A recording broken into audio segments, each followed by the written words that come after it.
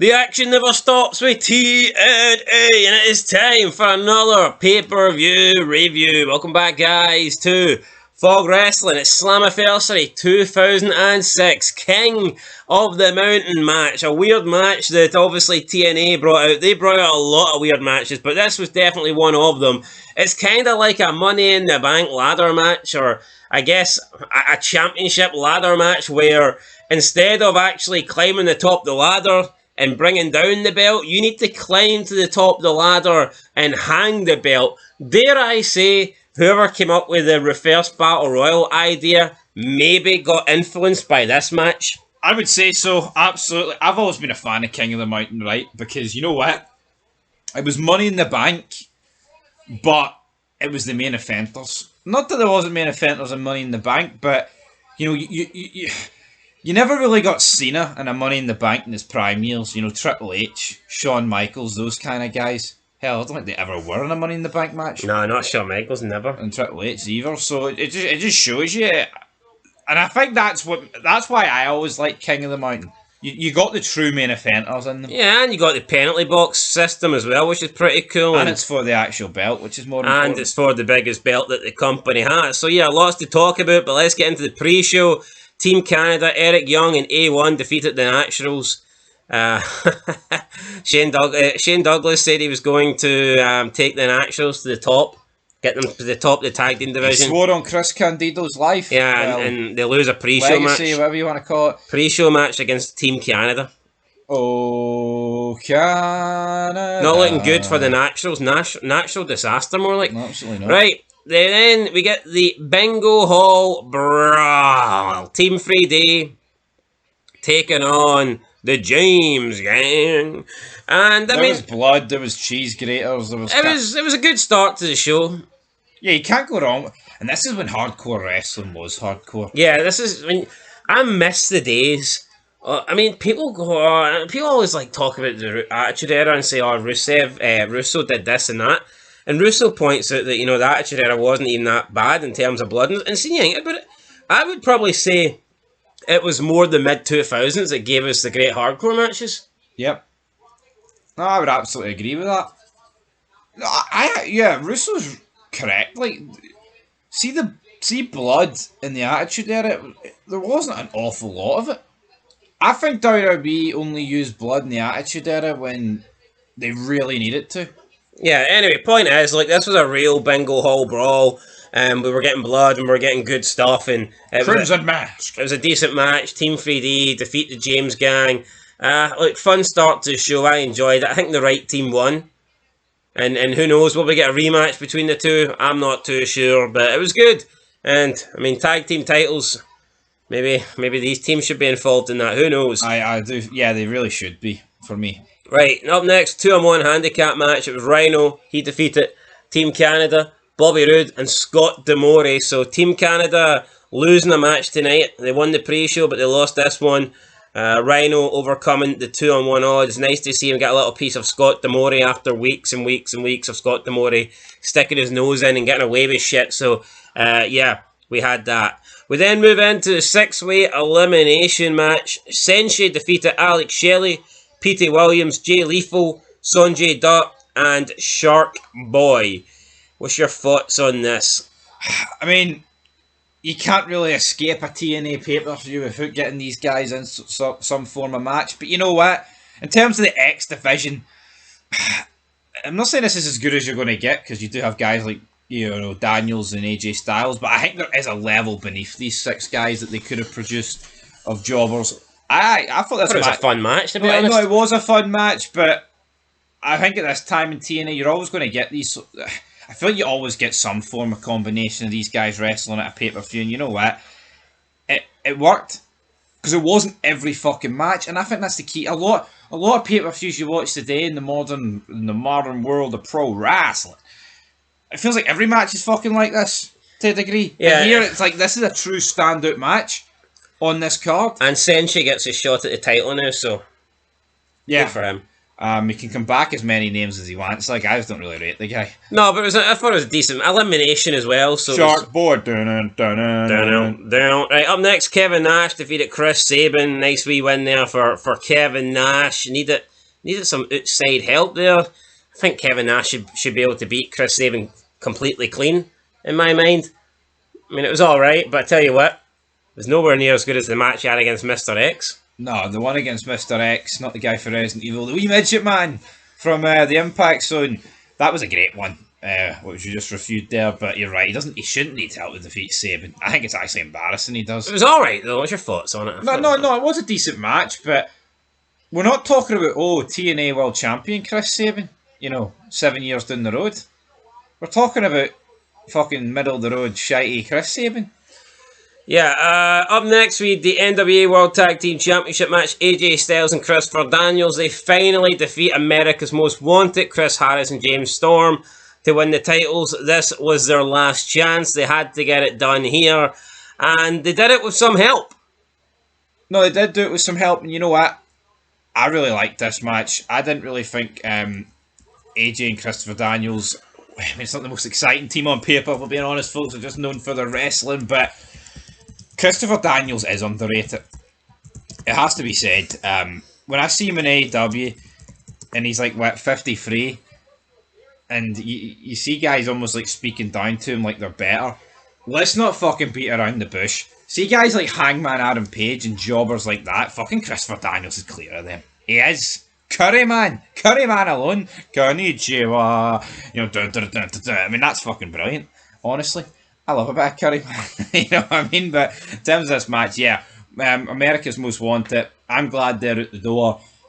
Kind of just like the Jarrett of the tag division. But here, having a long reign and having the titles for this long, it means when a team defeats them, it means that wee bit more when they actually finally get the 1, 2, 3 and defeat them. But I think AJ Styles and Daniels, I'm not expecting them to have a long reign, but this is always going to be a good match, and it was. I think this is definitely one of the best tag team matches that we've seen in TNA since we've started watching it. Yeah, I know, America's Most Wanted, always put on a good match, and then you've got AJ and Daniels, like two of the best performers, I think, in TNA. I mean, just because Daniels is like a level below AJ that's no disrespect to Daniels. I mean, everyone pretty much is a level below AJ.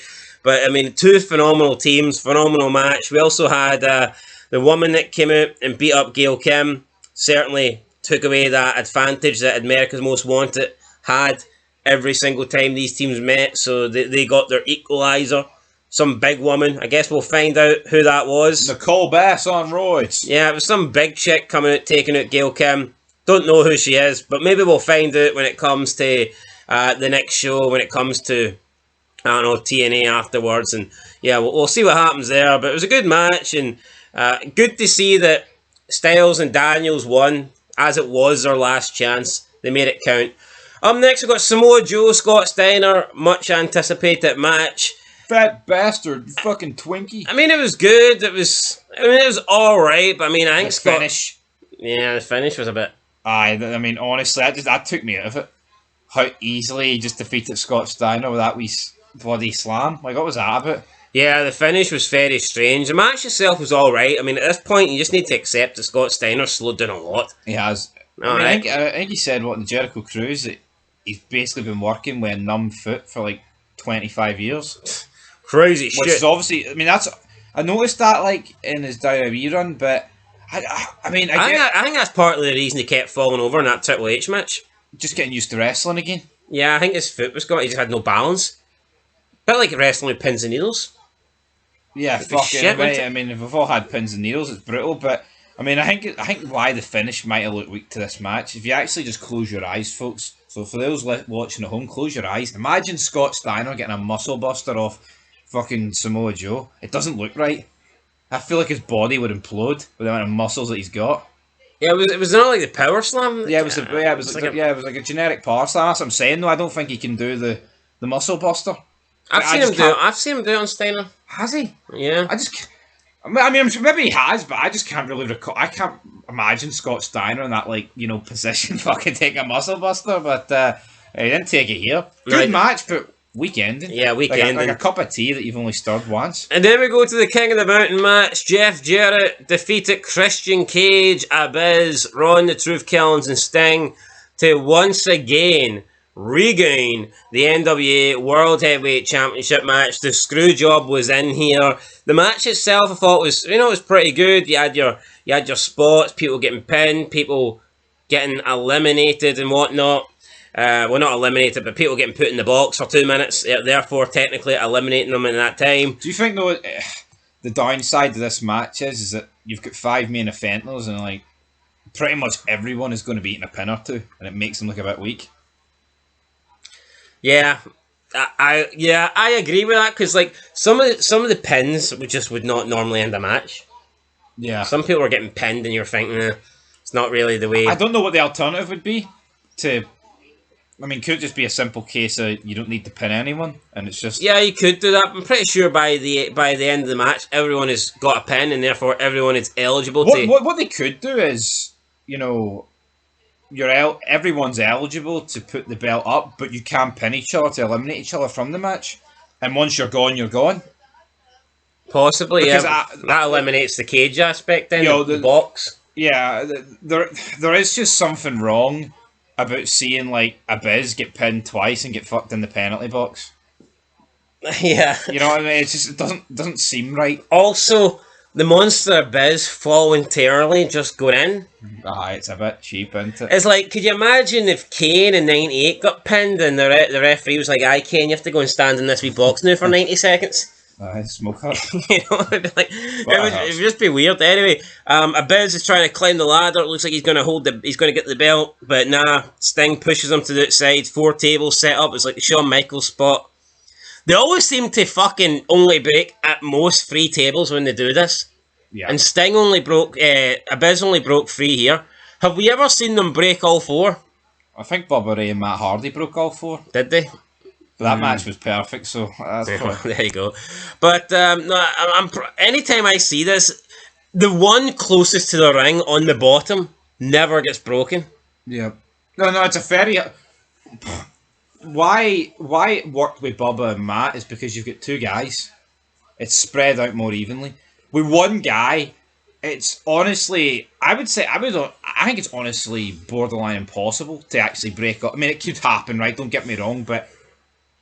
it would have to be inch perfect. And the momentum's always taking you away from the table nearest the thing, so... Yeah, like, your weight initially hits the first table, but because you're kind of skimming it, your full weight hits the last 2. Anyway, that doesn't mean the match was shit because that table didn't break. I'm just pointing out, I don't think I've ever seen that table break. Maybe it did happen in that TLC match, but... thing, right? When was the last time you've seen a spot like that in wrestling? No, you don't know. With 4 tables to the outside? Now, every spot we get now is super predictable and safe. Like Priest and McIntyre. Oh, big street fight, Mania 41. Oh, you're going for Snake Eyes, whatever the fuck it's called. But no, not Snake Eyes. What's it called? What's that move Taker does? He jumps off a rope. That's what Priest went for. Old school? Old school. He just fucking pushed him. Nothing old school about it. New school. Shite. Yeah, anyway, alright, so we then get Larry Zbyszko comes down, and El Hebner was acting weird. Zbyszko comes down, he gives the belt to Cage, tells Cage to go up and climb. Cage goes up, he climbs, then Zbyszko hits him with a low blow. Zbyszko hands the belt to Jarrett. Sting gets involved, takes care of Zbyszko, takes care of Jarrett. Sting looks at the belt. Sting decides, you know what, I actually do want to be champion now. Climbs the ladder, but Christian Cage is back in. He climbs the ladder. He's like, you said you didn't want the belt, buddy. You're only here to stop Jarrett. So Christian wants to get the belt back off Sting and hold it up and retain his belt, but it turns out that maybe Sting isn't going to let him do that. And we see both guys on top of the ladder, and then El Hebner just runs over and pushes the ladder down. El Hebner turns heel, and this allows Jeff Jarrett to grab the belt after Sting and Cage fall to the outside. Jarrett climbs up. It's a screw job, damn it. Yeah, hooks the belt up, and we get bottles flying everywhere. I mean, when was the last time, again, we've seen something like this, where the ring gets littered with rubbish? You see, we don't want that. We don't want the wrestlers getting hurt. No one's sitting here advocating for Jeff Jarrett to get split over the dome with a bottle, right? But this is real heat. And back then, the guys fucking knew that. And see Jeff Jarrett, once he walked back through the curtain, they're like, holy fuck, how great was that? They hated that. Yeah, what would Jeff Jarrett rather, right? Getting everything fucking chucked at him, or him win the belt and cricket's been held. Exactly. This is so much better. And it's the same with the NWO. Loads of times, man, in WCW this happened. ECW, fucking felt like it happened every week in ECW, didn't it? You know, but, I mean, it never really happened to WWE. Could you say WWE's got better police, better security? I mean, you could argue that, but I like it. I do. Yeah, so that's it. Problem is, though, modern wrestling's that bad, it would happen every fucking show. Yeah, well, it should. Yeah, nah, but the crowds are pathetic. But look at the crowds. They couldn't throw it 2 meters, let alone fucking into the ring. Noodle arms. Anyway, Jeff Jarrett wins, holds up the belt. He's the champion again. I don't think we're going to get another long reign of terror for Jeff Jarrett, but he is going to hold the belt one more time. Also, in the middle of the show, we had the announcement, the new TNA management, head of management, and that was none other than Jim Cornette. He came out, says that basically everybody's going to have to fight for their place. Everybody's going to have to work hard. If you don't want to be here, then leave. He basically put everybody on notice, saying that TNA is the place to be. If you want to be successful, if you want championships, you're going to get an opportunity, you're going to have a chance to earn it. If you don't want to earn it, then here's the door, buddy. I thought it was a good promo for Jim Cornette. No, it was a good promo. I like Jim Cornette and his TNA run. I feel like he was almost underutilized. Do you know how like Jim Cornette gets spoken about like so highly, but when you actually think about what he did in like the 90s and WWE, he barely did fuck all. I think he was more of a mind though, wasn't he, backstage? Like he was, but that's the whole point though. It's like, oh, he's a mind backstage. Same with like Bruce Pritchard. It's like Pat Patterson, isn't it? I mean, they were seen a lot on screen though. Yeah, I know, but Pat Patterson, yeah, he created. You know, I mean, his run was. He's known for creating the Rumble. Yeah. I really enjoyed him as a McMahon stooge, don't get me wrong. But, you know, his legacy is more going to be what he did, I'd say, backstage, and the fact that he created the Rumble, rather than the fact that he fetched McMahon's coffee on air, you know what I mean? It is what it is. Anyway, right, time to rate TNA Slammiversary. I'm going to give this one a 7 out of 10. I liked most of the matches. I thought it was a good opener with the Bingo Hall Brawl. Main event I thought was pretty good. Steiner Joe was alright minus the finish. The last chance match for the NWA World Tag Team Championship match, really good. Match of the night probably. Nash versus Sabin was alright. The Elimination X Division match was alright, considering we didn't really care for it. Rhino, I think, versus Team Canada was my least favourite match of the night. 11 minutes as well, when all we really wanted was Rhino to get his hands on Scott D'Amore. So, I mean, yeah, I'd say that was probably the weakest match of the night, and also you got the Jim Cornette promo. I mean, I'll give it a 7 out of 10. Yeah, I'll give it a 7 as well. I don't think there was anything bad on it, and I think that's a good thing. I mean, is it better to have here 2 things that are fantastic and the rest be shite, or just consistently be good? That's the question here, and you know what? I think everything pretty much delivered, so I'll give it a 7 as well. Do you think that's the best match that they've had, America's Most Wanted in Styles and Daniels, or do you think their last one was better? I really did like this one. Well, I like the fact there was an actual change and a bit of drama, rather than just the typical Gail Kim does this and you lose again. Yeah. Anyway, guys, that's it. 7 out of 10. Let us know your thoughts down below, and we'll catch you in the next one. Until then, peace.